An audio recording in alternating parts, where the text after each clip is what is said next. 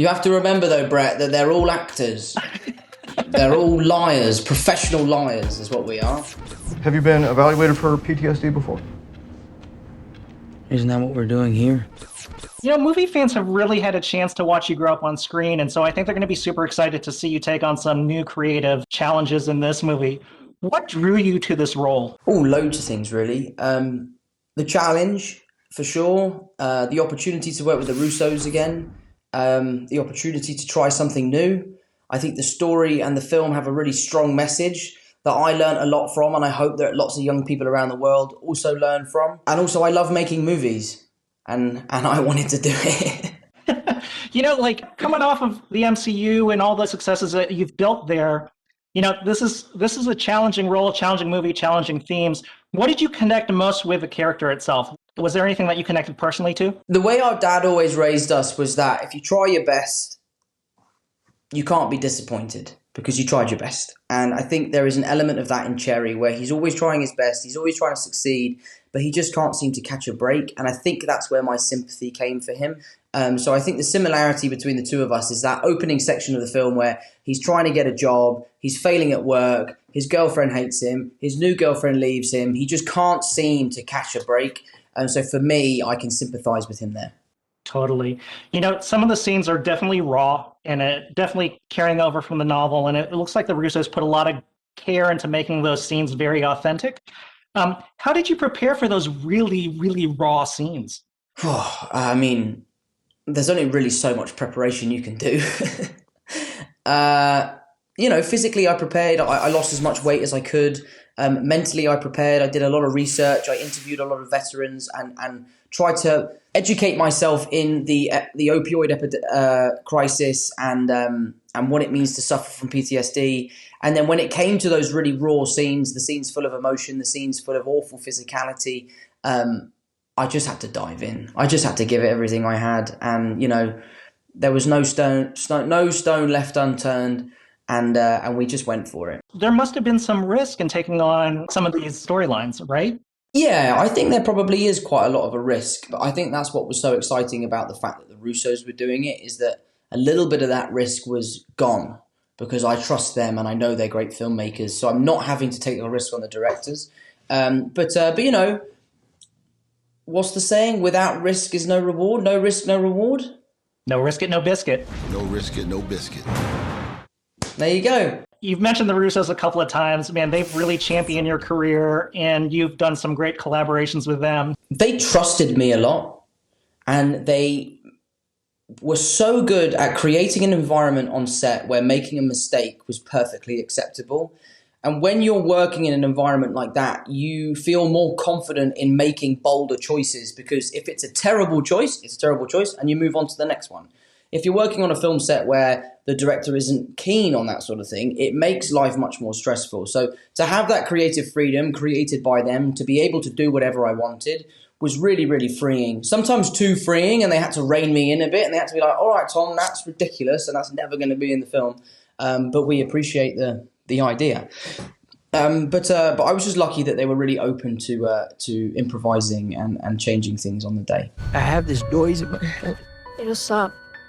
One day it'll go quiet. You know, I have to say also, in talking with your co-star Ciara, she talked very highly about being able to collaborate with you and how you both brought out the best in each other. I'd absolutely agree. I don't think I could have done half the work I did on this film without her. She was my partner in crime. I love her to bits. She was so fun to work with and equally so fun to watch work. She was so talented and so good, and she brought things to the film that I think only she could have brought. So yeah, I'm really touched by what she's been saying, and I love her to bits, and I think she's fantastic. I will tell you that every co-star who's worked with you speaks really highly of the experience, and it's pretty uncommon. You have to remember though, Brett, that they're all actors. They're all liars, professional liars is what we are. What? I was just thinking. What are you thinking? Just thinking that you're shady. Fans know so much about you. You've shared so much of your life on social media and elsewhere. And yet, I think your co-stars are always kind of pleasantly surprised to learn more about you.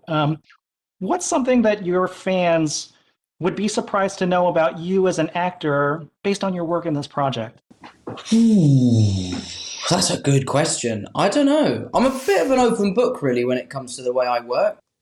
I honestly don't know. I don't know how to answer that. What would something that fans would want to know about the way I work? I really like to have fun. I really, really do like to have fun. Like, we're making movies at the end of the day. We're not saving people's lives. So there has to be a level of levity. And I always like to come in the morning and say hello to everyone. I used to shake everyone's hand, but I'm not allowed to do that anymore because of COVID. So it's an elbow at the moment. I do this thing on Spider-Man at the moment. I walk on set and I go, morning, everyone. And then everyone goes, morning, Tom. That's awesome. It's fun, yeah. I'm just a friendly neighborhood Spider-Man. Last question for you. So this past year, you've taken out some really big kind of themes like drugs here, PTSD. What are some of the next things you want to tackle in your next acting projects?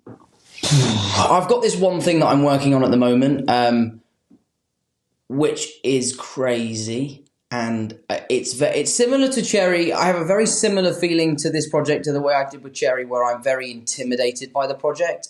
I'm not too sure what I'm allowed to say about it now, but I will say that it's going to require me to really focus and really do some hard work and figure out how I'm going to navigate this character, because it is easily the most complicated thing I've ever come across. But, you know, like we were saying, without risk, you don't get the biscuit. Is that what you said? No risk it, no biscuit. No risk it, no biscuit. So, yeah, I'm going to try and see if that one works out. What is one thing you learned from working with Tom that most fans would not realize about him? What I didn't know about Tom going into it was just how talented he actually is. I mean, of course, if you're a fan of Tom, you know how talented he is, but he has this ability that not many people have, where he can sort of flip it on and off like a switch. You know, he's on set and he's in the depths and he's giving it 110%, and his soul is just, I mean, he's bearing it all to you. And then we call cut, he's able to leave work on set and go back to being Tom and just truly be the fun-loving person that I know everyone else knows and recognizes. We developed a really beautiful partnership. I constantly felt challenged and supported every step of the way. You know, I wanted to push myself farther and farther in every scene. A bit of healthy competition, if you will, but I feel like in a way that really brought out this beauty in both of the characters. Hey, I'm really happy you're here. Having worked with him so often and knowing him so well, what are some things about him as an actor that fans would be surprised to know? I mean, I think how hardworking he is, without question. Very generous, loving person. He's great to have on the set. The crew loves him. Everyone loves hanging out with him after rap. He's a lot of fun. He and his brother Harry accompanies him on a lot of his shoots, and Harry's gotten a tremendous playlist on his iPhone. And so if you ever go out with him, you let him take over and DJ, you're gonna have a fun night. And you know, I think, you know, Tom, more than just about any actor we've ever worked with other than Downey, really understands how to create a team around him that helps support him and helps him do his best work. He has an acting coach and a dialect coach and a trainer and you know, hair and makeup team that he's very close to, that help him craft the character. Anthony, what about you? I would say that Tom has an amazing support system around him, including his hair and makeup people, his voice coaches, acting coach, his brother. The best people in the business do this, like Robert Downey Jr. But Tom... I just gave this exact same... Oh my God. It's so We are brothers, huh? Wow.